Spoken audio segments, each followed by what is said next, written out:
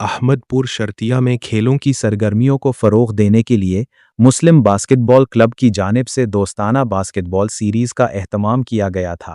اس دلچسپ مقابلے میں آئی یو بی بہاولپور، مسلم فائٹرز اور ون شاہین سمیت دیگر ٹیموں نے حصہ لیا، تاہم فائنل میں مسلم باسکٹ بال کلب نے شاندار کھیل پیش کرتے ہوئے کامیابی اپنے نام کر لی اور آئی یو بی بہاولپور کی ٹیم دوسرے نمبر پر رہی۔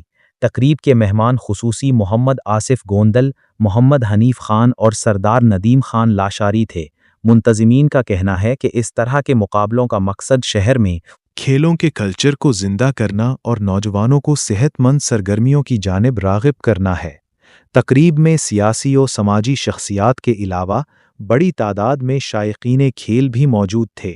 اس موقع پر مفیظ الرحمان اور ان کی ٹیم نے ایونٹ کے کامیاب انعقاد اور ٹیم کی فتح پر خوشی کا اظہار کیا۔